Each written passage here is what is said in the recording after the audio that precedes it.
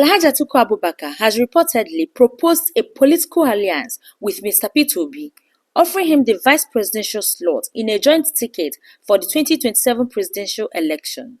This strategic move is a part of a broader effort by the opposition parties and leaders to form a coalition capable of unseating the ruling APC and Bola Ahmed Tinubu in the next election cycle.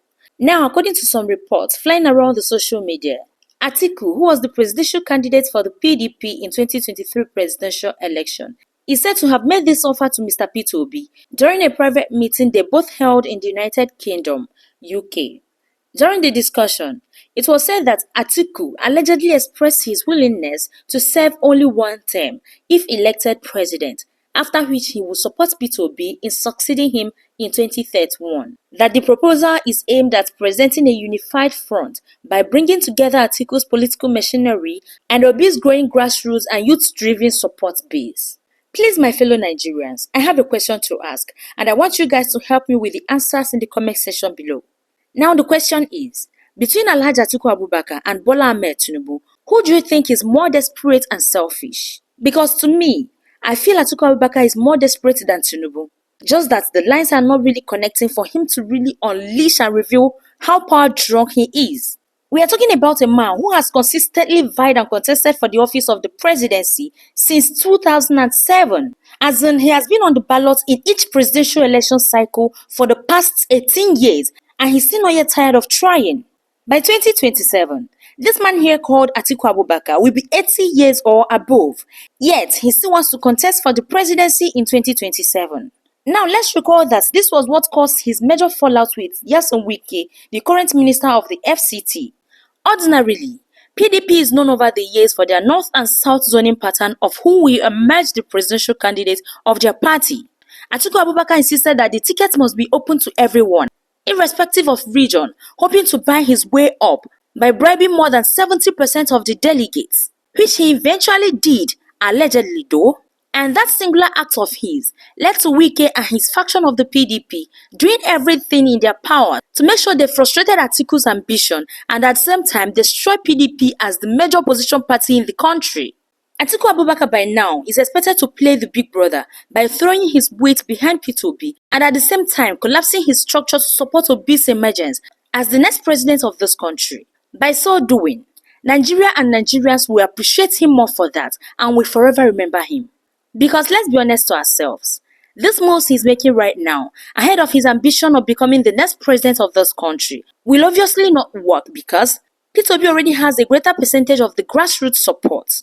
Tinubu, on the other hand, is said to have captured all the institutions in his pocket. So, where is Atiku Abubakar standing right now in this whole thing? Because here is another fact.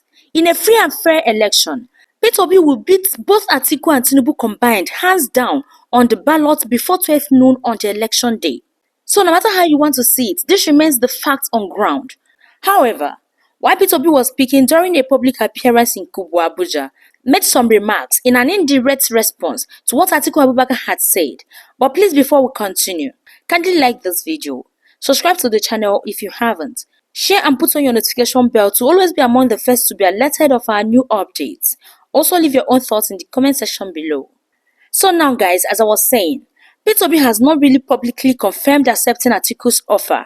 However, while he hasn't denied the meeting or the discussion also, Mr. P2B has emphasized that his political mission is driven by a desire to end bad governance, hunger and poverty, not by a quest for power or political appointments. While speaking during a public appearance in Kubwa, Abuja, Obi said, and I quote, "I am not in any alliance for the sake of position.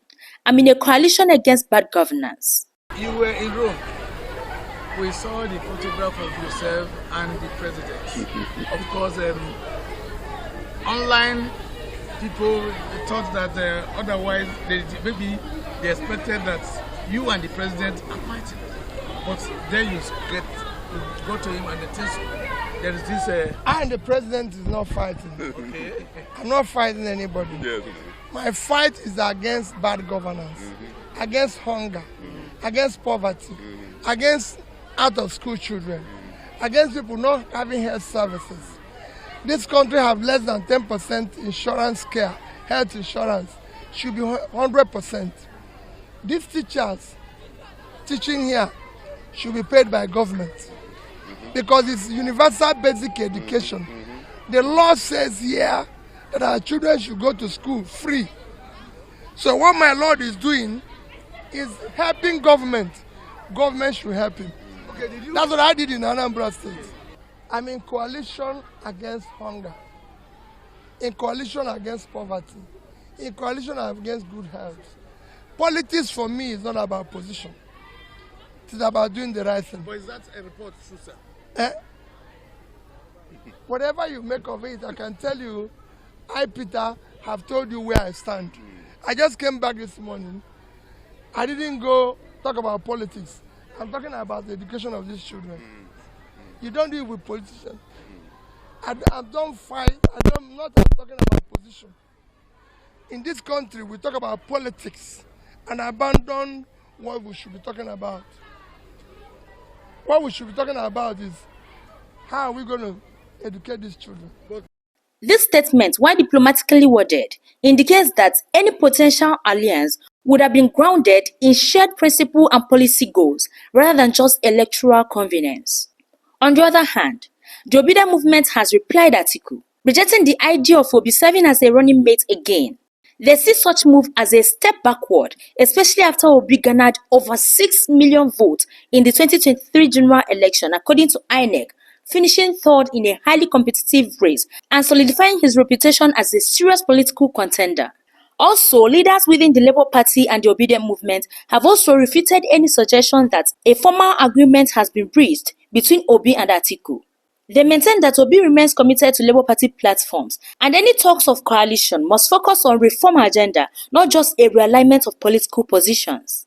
This proposed partnership also underscores growing conversation among opposition figures about the need for unity to mount a credible challenge against the APC in 2027. Both Atiku and Obi, alongside with other figures like Rabiu Kwankwaso and Nasiru El-Rufai, are reportedly exploring avenues for a broad-based opposition coalition that cuts across party lines.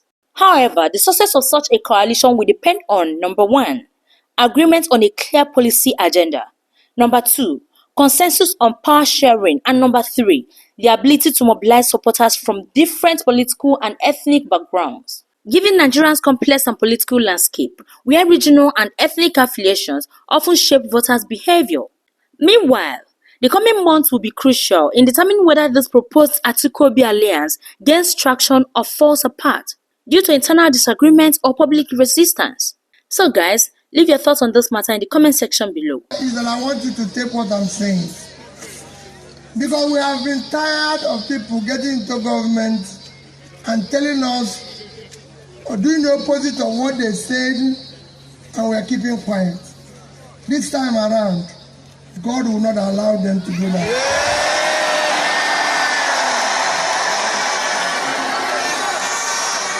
This time around, if they do so, God will punish them.